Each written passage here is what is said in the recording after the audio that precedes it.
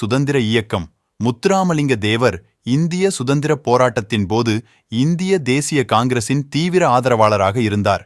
அவர் சுதந்திர இயக்கத்தில் தீவிரமாக பங்கேற்றார் மற்றும் மகாத்மா காந்தி மற்றும் சுபாஷ் சந்திர போஸ் போன்ற தலைவர்களால் தாக்கப்பட்டார்.